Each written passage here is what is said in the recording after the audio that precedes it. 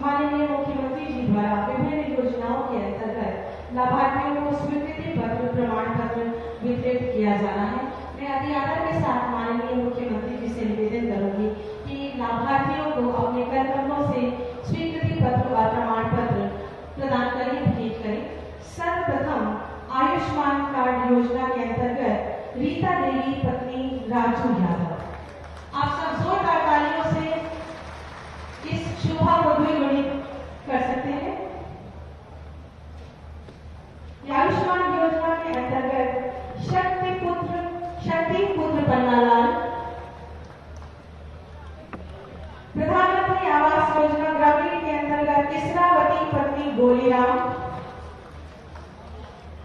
मुख्यमंत्री आवास योजना ग्रामीण के अंतर्गत नानू पुत्र याकूब,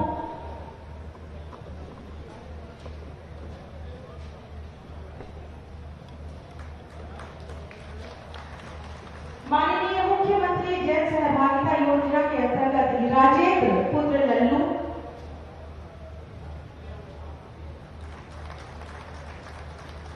राष्ट्रीय ग्रामीण आजीविका मिशन के अंतर्गत संजू देवी। पूरे जनपद में का समूह जिनको सीसीएल नहीं प्राप्त हुआ है उनको सीसीएल की धनराशि एक चेक द्वारा सांकेतिक रूप में प्रदान की जा रही है, संजू देवी। तत्पश्चात राष्ट्रीय ग्रामीण आजीविका मिशन कामिनी देवी,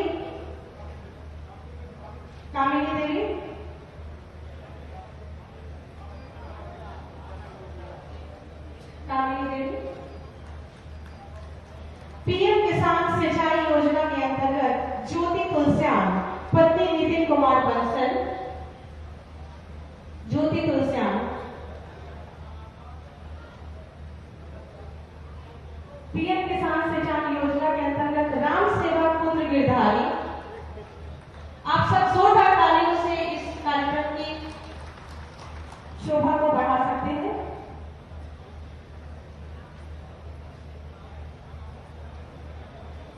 प्रधानमंत्री आवास योजना शहरी के अंतर्गत सुशीला देवी पत्नी Ramesh Chandra, ODOP tool kits दिए जा रहे कुमारी सरिता पुत्री जीवनलाल, टूल किट्स प्रशिक्षण के उपरांत प्रमाण पत्र एवं टूल किट का वितरण कुमारी सरिता पुत्री जीवनलाल,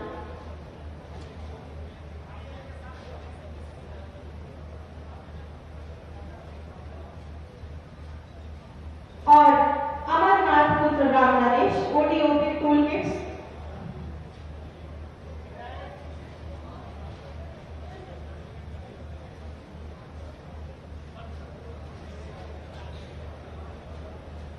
एक बार जोरदार तालियां होनी चाहिए इन सुखद क्षणों को बहुगुणित और सुंदर शोभायमान करने के लिए। आज विभिन्न परियोजनाओं का शुभारंभ, लोकार्पण, शिलान्यास माननीय मुख्यमंत्री जी के कर कमलों से होना है। साथ ही साथ स्वर्गीय सुखद राज सिंह क्षत्रिय भवन एवं छात्रावास का शिलान्यास और स्वर्गीय राजा रुद्रेंद्र विक्रम सिंह पूर्व विधायक कैसरगंज की केवी इंटर कॉलेज फयादपुर में स्थापित मूर्ति का अनावरण और साथ ही साथ माननीय मुख्यमंत्री जी द्वारा विभिन्न विकास योजनाओं के अंतर्गत स्वीकृत परियोजनाओं का लोकार्पण होना है। माननीय से निवेदन करूंगी कि कृपया बटन दबाकर इन योजनाओं का शिलान्यास और लोकार्पण करें। जिन परियोजनाओं का लोकार्पण होना है उनकी लागत 70 करोड़ और जिनका शिलान्यास होना है उनकी 64 करोड़ की योजनाओं का शिलान्यास हो रहा है। जोरदार तालियां विकास के लिए, इन विभिन्न योजनाओं के शिलान्यास के लिए, लोकार्पण के लिए।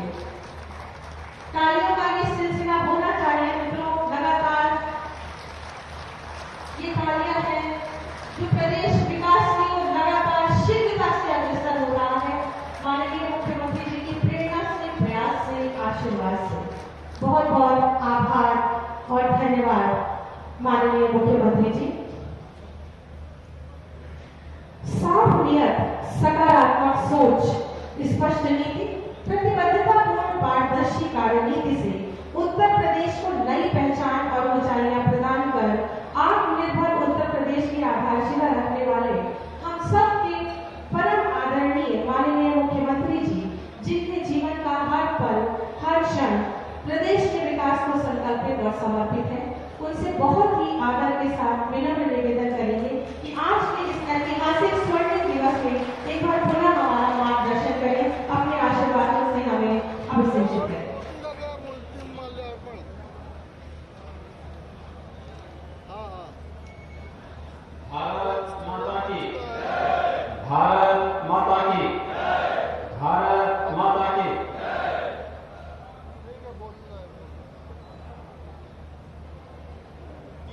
वीर शिरोमणि महाराणा प्रताप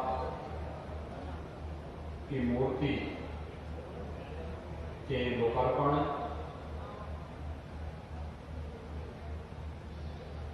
लगभग 70 करोड़ रुपए की परियोजनाओं के लोकार्पण और 264 करोड़ रुपए की परियोजनाओं के शिलान्यास के साथ ही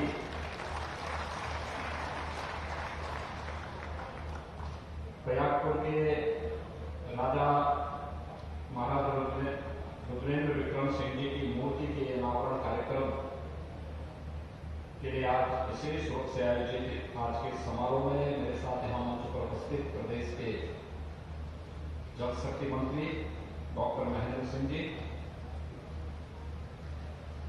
जनपद बहराइच के प्रभारी मंत्री संजीव राजभर जी,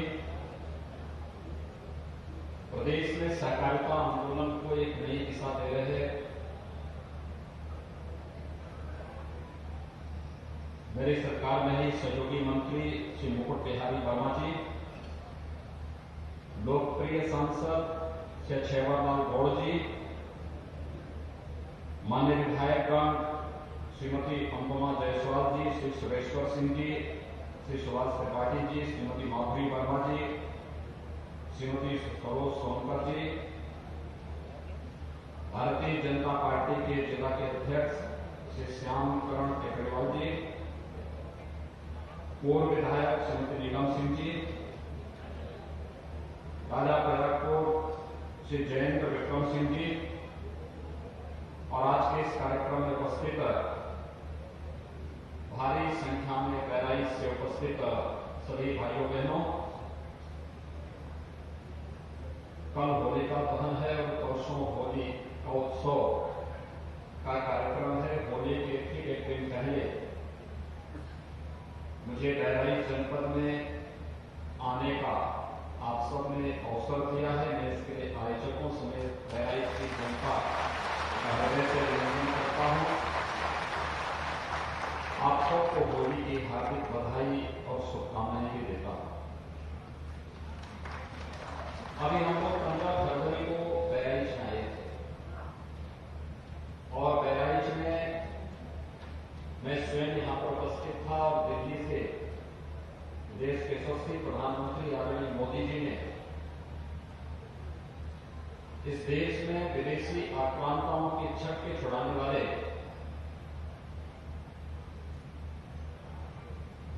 महाराज सुहेलदेव के भव्य स्मारक के कार्य का यहां पर शिलान्यास संपन्न किया था।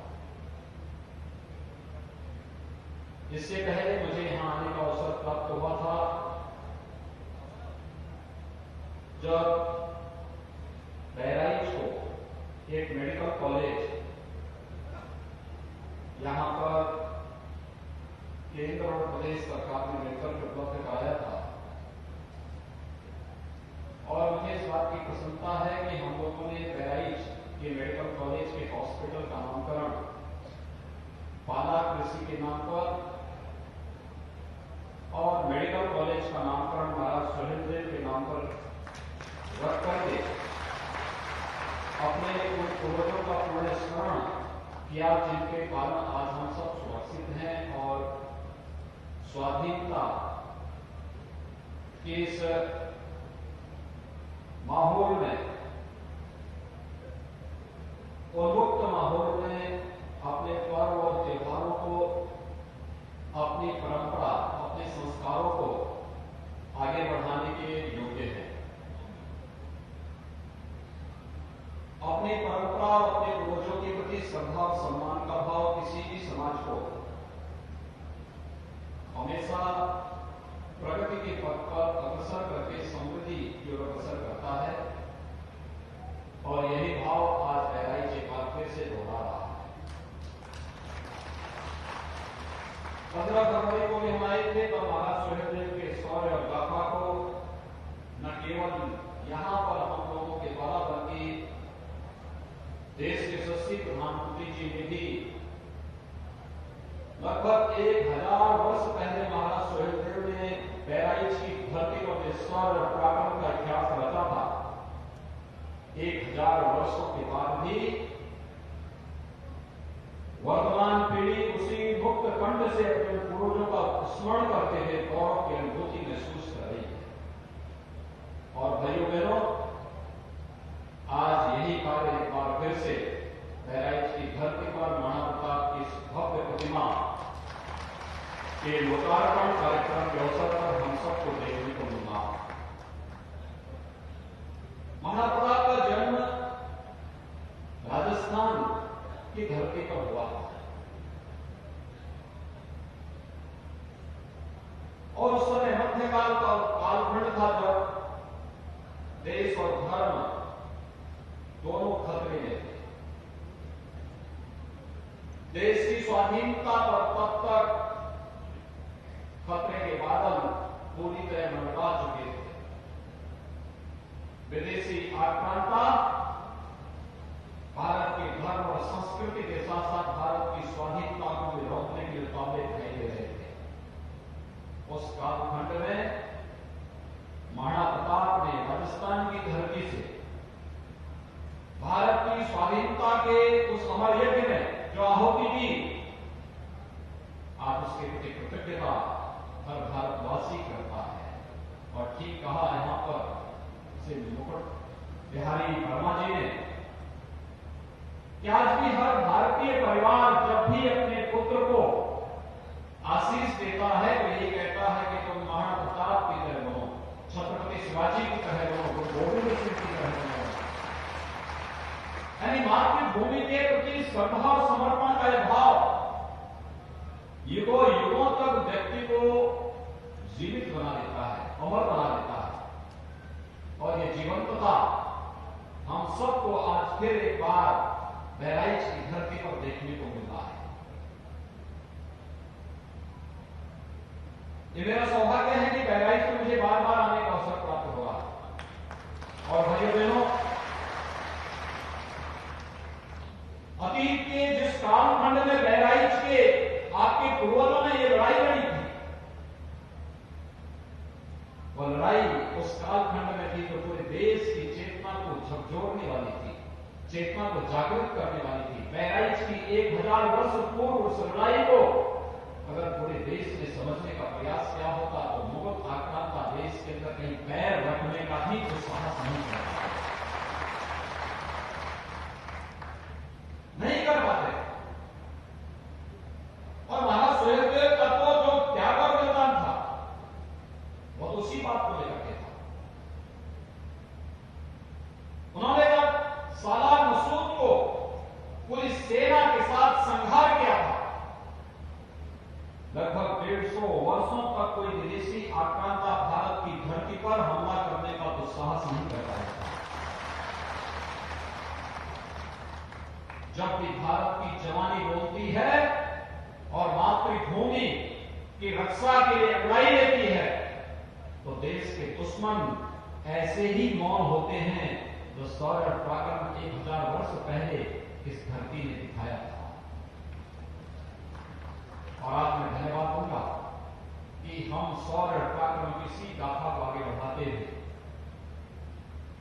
मैंने कोई स्थल ऐसा नहीं देखा है कि जहां पर लगभग 1.5 महीने के अंतराल में 2 ऐसे राष्ट्रीय महापुरुषों के स्मारक और उनकी प्रतिमाओं को स्थापित करने के कार्यक्रम एक घंटे में आगे बढ़ते जा रहे हैं। और साथ साथ यहां पर 2 ही क्यों, हमने तो आज यहां पर प्रयागपुर के राजा पूर्व विधायक स्वर्गीय राजा रुद्रेंद्र विक्रम सिंह जी की प्रतिमा का भी आज हम यहां पर विमोचन किए हैं। भाइयों बहनों, उस कालखंड में भले ही भारत एक राजनीतिक इकाई का रहा हो, लेकिन राजे रजवाड़ों ने मिलकर के भारत की स्वाधीनता के लिए, उसे चुने बनाए रखने के लिए जब भी अंग्रेजी भी एकजुट होकर के उस लड़ाई को आगे बढ़ाया, विदेशी आक्रांताओं का मुंहतोड़ जवाब देने और उन्हें युद्ध के मैदान में विदेशी आक्रांताओं को भागने के लिए मजबूर जरूर होना पड़ा है। भारत की यही तो सनातन धर्म की सबसे बड़ी विशेषता है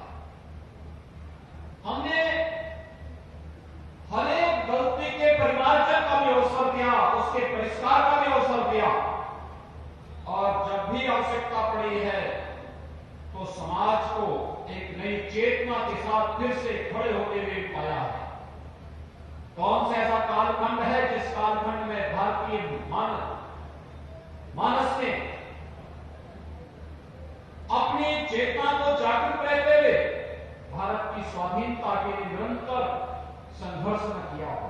उत्तर से दक्षिण तक, पूर्व से पश्चिम तक, राजमहल से लेकर के वनवासी क्षेत्रों में निवास करने वाले उन लोगों के बीच में भी आप जाइए। झारखंड में अगर आप जाएंगे, भगवान बिरसा मुंडा के त्याग और बलिदान की कहानी कुछ नई ही रूप में हमें संदेश देती है। आप सुदूर नागालैंड में जाइए। नागालैंड ने भी देश की स्वाधीनता के लिए उस कालखंड में वहां की रानी ने जो योगदान दिया था, ये किसी से छुपा हुआ नहीं है। ऐसे ही आप देश के अंदर जाइए। आप अभी पिछले दिनों में झांसी के अंदर जाने का अवसर प्राप्त हुआ था। झांसी के अंदर 1857 के प्रथम स्वतंत्र समर में रानी लक्ष्मीबाई ने देश की स्वाधीनता की कमान अपने हाथों में लेकर के जो लड़ाई देश के प्रथम स्वतंत्र समर की लड़ी थी, अवंतीबाई ने, झलकारीबाई ने, उदा देवी ने जो एक संघर्ष किया था, ये गौरव गाथा आज भी हम सबको आगे बढ़ने के लिए निरंतर प्रेरित करती है। और मैं बहराइच वासियों को बधाई देता हूं कि उस गौरव गाथा को एक निरंतरता बनाए हुए है। मेरी हार्दिक इच्छा थी कि मैं प्रयागपुर में जाकर के स्वर्गीय राजा रुद्रेंद्र विक्रम सिंह जी की मूर्ति के अनावरण के कार्यक्रम में वहीं पे भाग लूं, लेकिन आप राजनीतिक व्यस्तता के कार्यक्रमों को देख सकते हैं और होली के कार्यक्रमों के कारण भी स्वाभाविक रूप से कल कोई सार्वजनिक कार्यक्रम हो भी नहीं पाएगा। और ये कार्यक्रम पूर्व निश्चित था, इसमें एक साथ सभी कार्यक्रम हो रहे हैं। और मुझे बताते हुए प्रसन्नता है कि बहराइच के चित्तौड़ा नामक स्थान पर, जहां पर महाराज सुहेलदेव के भव्य स्मारक का निर्माण कार्य प्रारंभ हो रहा है, प्रधानमंत्री जी ने जिसका शिलान्यास किया है,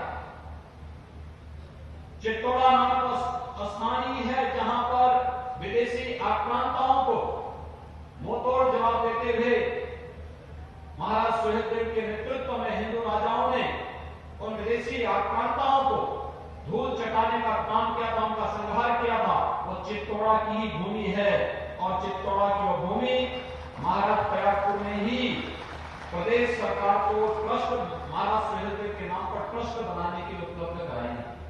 इसलिए मैं महाराज प्रयागपुर को इस बात के लिए हृदय से धन्यवाद दूंगा कि उनके द्वारा उनके पूर्वजों की भूमि पर हम महाराज सुहेलदेव के भव्य स्मारक का निर्माण कार्य कर रहे हैं।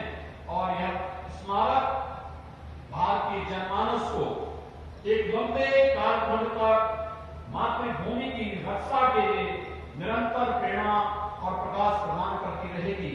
यह आज के दिन पर मैं आप सबसे इस स्मारक के माध्यम से प्रेरणा हमें निरंतर प्राप्त हो रही है। भाइयों बहनों, आज यहाँ पर अनेक प्रकार की परियोजनाओं का लोकार्पण और शिलान्यास भी हो रहा है। इसमें पेयजल की स्कीम भी है, बाढ़ बचाव से जुड़ी हुई योजनाएं भी हैं, सड़क से जुड़ी हुई परियोजनाएं भी हैं। यहाँ पर अन्य एक सामान्य नागरिक के जीवन में खुशहाली लाने के लिए जिन प्रकार की परियोजनाओं को आगे बढ़ाने के लिए केंद्र और प्रदेश सरकार ने कार्यक्रम चलाए हैं, उनसे जुड़ी हुई सभी परियोजनाएं आज यहाँ पर लोकार्पित भी हो रही हैं, उनका शिलान्यास भी हो रहा है। हम सब जानते हैं स्वच्छ भारत मिशन के अंतर्गत कितना बड़ा कार्य देश के अंदर हुआ, और बहराइच तो उन जनपदों में है, ये एस्पिरेशनल डिस्ट्रिक्ट भी है, आकांक्षात्मक जनपद, जिसमें नीति आयोग प्रधानमंत्री जी के निर्देशन में नीति आयोग के द्वारा बनाए गए जो 6 पैरामीटर हैं, जिसमें बहराइच जनपद पिछड़ गया था। मैं धन्यवाद दूंगा अपने सभी जनप्रतिनिधियों को, प्रशासन को, कि जिन्होंने मिलकर के इस आकांक्षात्मक जनपद को तेजी से विकास के पथ पर आगे बढ़ा करके विकास की प्रक्रिया का हिस्सा बनाया है।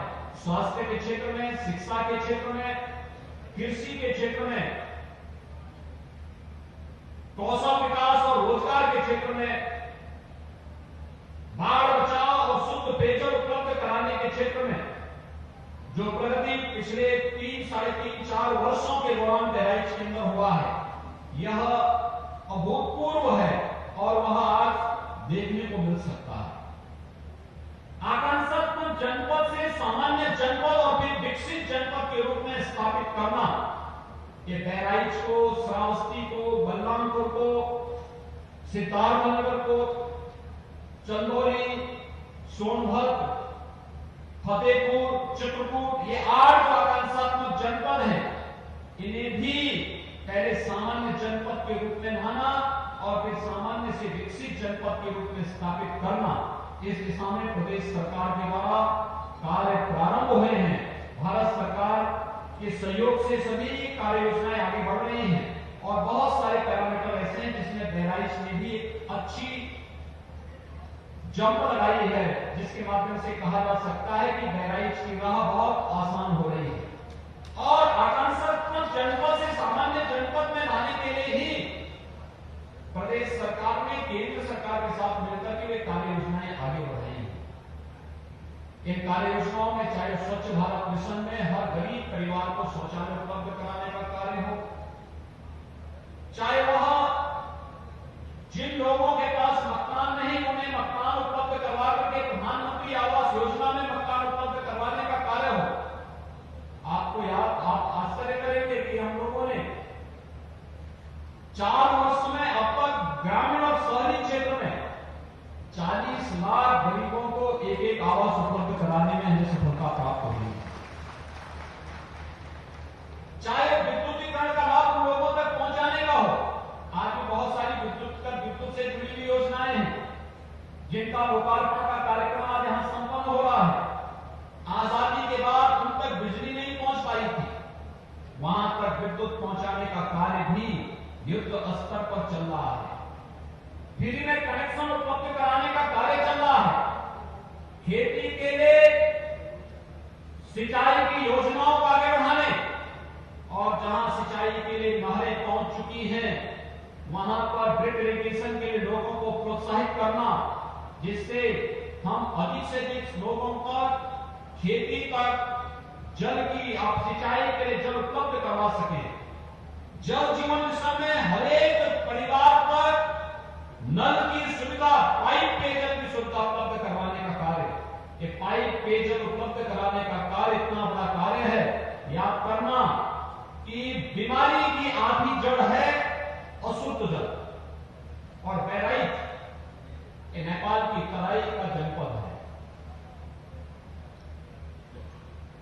गोरखपुर, बस्ती, देवीपाटन, कमिश्नरी, ये जितने भी नेपाल की तराई से जुड़े हुए जनपद हैं, तमाम संचारी रोगों से ग्रसित होते हैं बरसात के समय। उसमें दिमागी बुखार भी एक है। दिमागी बुखार से प्रतिवर्ष इन सभी क्षेत्रों में हजारों बच्चों की मौतें होती हैं। दिमागी बुखार का कारण क्या है? गंदगी है और अशुद्ध पेयजल है। स्वच्छ भारत मिशन में खुले में शौच से रोकना और हर घर को शुद्ध पेयजल की आपूर्ति उपलब्ध करवा देना, यानी हर एक व्यक्ति को अगर शुद्ध पेयजल की आपूर्ति हो जाए तो भाइयों बहनों बीमारी आधी से भी समाप्त हो जाएगी।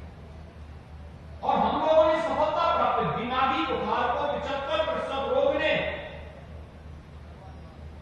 95% मौत के आंकड़ों को नियंत्रित करने में जो सफलता प्रदेश सरकार को प्राप्त हुई है, इसमें स्वच्छ भारत मिशन और शुद्ध पेयजल की आपूर्ति इसके 2 प्रमुख कारण रहे हैं। और मैं आह्वान करूंगा, अभी से तैयारियां चलनी चाहिए। गांव गांव में प्रत्येक नागरिक को स्वच्छता के प्रति, शुद्ध पेयजल के लिए जल जीवन मिशन में वे कार्यक्रम प्रारंभ हुए हैं। हमारा प्रयास होना चाहिए, एक मोबाइल फोन आपके लिए जितना उपयोगी है उतना ही उपयोगी शुद्ध पेयजल भी है। और शुद्ध पेयजल की आपूर्ति के लिए घर घर नल की योजना को अपने गांव में भी माना और फिर हर घर के द्वारा कनेक्शन देना, यह कार्य होना चाहिए और यही आह्वान करने के लिए आज हम सब आपके बीच में यहां पर उपस्थित हुए हैं। मैं आज के इस अवसर पर आपका आह्वान करूंगा। अनेक योजनाएं चल रही हैं। आयुष्मान भारत के अंतर्गत हमारी सरकार ने तय किया कि जितने लोग आयुष्मान भारत से आच्छादित हैं उन लोगों को तो गोल्डन कार्ड उपलब्ध कराएंगे ही कराएंगे, लेकिन साथ साथ जो लोग अभी भी इन योजनाओं से वंचित हैं या जो वर्ग नहीं बना पाए हैं, हर प्राथमिक स्वास्थ्य केंद्र में प्रत्येक रविवार को मुख्यमंत्री आरोग्य मेला लगा करके वहां पे आरोग्यता की जांच, पोषण मिशन की जानकारी देना और पोषण मिशन के साथ ही केंद्र और प्रदेश सरकार की स्वास्थ्य और पोषण से जुड़ी हुई योजनाओं का लाभ प्रत्येक नागरिक तक पहुंचाने का कार्य सरकार करेगी। और भाइयों बहनों, सरकार ने यह भी तय किया है जो किसान, जो महिलाएं, जो मजदूर, चाहे वह निवासी हो प्रवासी हो, आयुष्मान भारत से छूट गए हों, उनका रजिस्ट्रेशन करके उन्हें 5 लाख रुपए की प्रतिवर्ष स्वास्थ्य बीमा का कवर उपलब्ध कराने का कार्य किया जाएगा। कितना बड़ा कार्य हो रहा है। पहले लोग बीमार होते थे तो बीमारी को मान करके नियति मान लेते थे कि अब उपचार पैसा नहीं है तो बीमार व्यक्ति को छोड़ दो मरने के लिए। बहुत सारे लोगों के सामने असहाय से स्थिति हो जाती है। आज तो हम लोग हर महीने, यानी मैं पिछले 4 वर्षों में जिस भी गरीब परिवार में किसी जनप्रतिनिधि ने, किसी ने आवेदन भी किया है कि वो बीमार है, उसको उपचार के लिए पैसा चाहिए, हमने जिलाधिकारी से इसे प्रमाणित करवा करके जो भी कागज मेरे पास आए हैं, ऐसे लगभग 900 करोड़ रुपए उन गरीब परिवारों के उपचार में खर्च किए हैं जिनके पास कोई देखभाल करने वाला नहीं। और आज तो प्रधानमंत्री मोदी जी के कारण आयुष्मान भारत की योजना आ चुकी है। आयुष्मान भारत की योजना में हर गरीब परिवार को 5 लाख रुपए सालाना स्वास्थ्य बीमा का कवर उपलब्ध कराया जा रहा है। मैं आप सबसे आह्वान करूंगा, इस स्वास्थ्य बीमा की कवर के साथ आप सभी जुड़े, हर गरीब परिवार को जुड़े, उसके कार्ड निःशुल्क उपलब्ध कराए जा रहे हैं और व्यापक पैमाने पर बनाए जाने चाहिए। इन पैनल हॉस्पिटल में आप जाएंगे, कार्ड को केवल जमा करेंगे, उस आधार पर सारी स्वास्थ्य सुविधा आपको फ्री में वहां मिलती हुई दिखाई देगी। एक बड़ा कार्य इस अभियान के साथ जुड़ने की है और उस अभियान को और तेजी के साथ आगे बढ़ाने की है। गांव-गांव में हमें नागरिकों को जागरूक करना पड़ेगा और इसमें खासतौर पर महिला सशक्तिकरण की दिशा में जो प्रयास प्रारंभ हुए हैं, महिला सामर्थ्य नाम की घोषणा हम लोगों ने प्रारंभ की। इसमें महिला स्वयंसेवी समूह मिलकर के इस कार्यक्रम को आगे बढ़ा सकती है। जैसे झांसी में बरेली मिल्क प्रोड्यूसर ने किया, बरेली मिल्क प्रोड्यूसर में महिलाओं का समूह है, उन्होंने वहां पर महिलाओं के समूह को दुग्ध उत्पादन के साथ जोड़ करके वहां पर वे गांव-गांव में घर-घर से गाय या भैंस का दूध एकत्र करती हैं और फिर उसे डेयरी तक उपलब्ध करवाने का कार्य करती हैं। 1 वर्ष में बरेली मिल्क प्रोड्यूसर ने 46 करोड़ का टर्नओवर किया है, व्यवसाय किया है 46 करोड़ का और 2 करोड़ का नेट प्रॉफिट कमाया है। यह कार्य बहराइच से जुड़ी हुई महिला स्वयंसेवी समूह भी इस प्रकार का कार्य कर सकती है। अलग अलग प्रकार की परिस्थितियां होंगी, अलग अलग जगहों पर अलग अलग कार्यक्रम आगे बढ़ाए जा सकते हैं और मैं आह्वान करूंगा इस कार्यक्रम के साथ जुड़ करके हम इन योजनाओं को तेजी के साथ आगे बढ़ाएंगे। आकांक्षात्मक जनपद बहराइच विकास की नई ऊंचाइयों पर पहुंच सके, इसलिए बेहतरीन स्वास्थ्य केंद्र के रूप में प्रधानमंत्री जी के कर कदमों से हम लोगों ने महाराज सुहेलदेव यहां गवर्नमेंट मेडिकल कॉलेज का लोकार्पण का कार्य हम संपन्न कर चुके हैं। मेडिकल कॉलेज विशेषज्ञ चिकित्सा सुविधा का एक केंद्र होता है। धीरे धीरे करके वहां पर जब विशेषज्ञ चिकित्सक और इससे जुड़े हुए विशेषज्ञ वहां पर आएंगे, आप देखेंगे कि बहराइच और आसपास के जनपद के लोगों को चिकित्सा सुविधा के लिए लखनऊ, दिल्ली या मुंबई नहीं जाना पड़ेगा, बल्कि आसपास के जनपद के लोग आपके बहराइच में आएंगे। और बेनीपाटन कमिश्नरी की इस दृष्टि से बड़ी समृद्धशाली है। इस कमिश्नरी के 4 जनपद हैं और 4 जनपदों में 3 मेडिकल कॉलेज हम दे रहे हैं। बहराइच में मेडिकल कॉलेज बनकर के तैयार हो चुका है। बलरामपुर में और गोंडा में भी हम लोग मेडिकल कॉलेज दे रहे हैं। अन्य कमिश्नरी में कहीं नहीं होगा कि 4 जनपदों में 3 में मेडिकल कॉलेज बन रहे हैं। और कोई क्या आज से 5 साल पहले कल्पना नहीं करता था कि बहराइच में भी मेडिकल कॉलेज होगा, या गोंडा में भी मेडिकल कॉलेज होगा, या बलरामपुर में भी मेडिकल कॉलेज होगा? कोई कल्पना नहीं करता था। एक सकारात्मक सोच, एक सकारात्मक दिशा में आगे बढ़ाने का प्रयास। ये जो परियोजनाएं हैं, कहीं सड़क की, कहीं पेयजल की, कहीं शौचालयों के निर्माण की, घर घर शौचालय बनाने के बाद हर ग्राम पंचायत में एक सामुदायिक शौचालय बनाया जा रहा है। सामुदायिक शौचालय में देखभाल की व्यवस्था गांव की एक महिला को सौंपा जा रहा है और उस महिला को 6,000 रुपए हर महीने देने का काम भी हम लोग ग्राम पंचायत निधि से उपलब्ध करवाने का कार्य किया जा रहा है। भाइयों बहनों, विकास की योजनाओं का लाभ प्रत्येक नागरिक को प्राप्त हो, यह आज की आवश्यकता है। हम सब इस अभियान के साथ जुड़ेंगे। समाज में हर चेहरे पर खुशहाली होगी तो समाज में खुशहाली होगी। हर बच्चा स्वस्थ होगा तो परिवार स्वस्थ होगा, समाज स्वस्थ होगा, देश स्वस्थ होगा और स्वस्थ समाज और स्वस्थ राष्ट्र ही एक सशक्त राष्ट्र के निर्माण की परिकल्पना को साकार कर सकता है। आप सब होली के एक दिन पहले इतने बड़े भव्य कार्यक्रम के साक्षी बन रहे हैं। राष्ट्र नायक महाराणा प्रताप की भव्य प्रतिमा के लोकार्पण के कार्यक्रम में साक्षी बने हैं। मैं महाराणा प्रताप को कोटि कोटि नमन करता हूं। मैं महाराज सुहेल देव को कोटि कोटि नमन करता हूं। राजा रुद्रेंद्र विक्रम सिंह जी की मूर्ति के अनावरण के अवसर पर मैं विनम्र श्रद्धांजलि अर्पित करता हूं। आप सबको होली की हृदय से बधाई देता हूं, अपनी शुभकामनाएं देते हुए यहाँ के अपने सभी जनप्रतिनिधियों को हृदय से धन्यवाद देता हूं कि उन्होंने विकास कार्यों को एक नई ऊंचाइयों तक पहुंचा करके बहराइच को आकांक्षात्मक जनपद से एक विकसित जनपद की ओर अग्रसर करने का जो अविरत प्रयास उन्होंने किया है, आज उसके परिणाम सामने आ रहे हैं। उस परिणाम के लिए बधाई देते हुए आप सबको एक बार फिर से होली की मंगलमय शुभकामनाएं। धन्यवाद। जय हिंद, जय Shri Ram. Subscribe to our channel by clicking the subscribe button. Click the bell button and enjoy the latest uploads from our channel.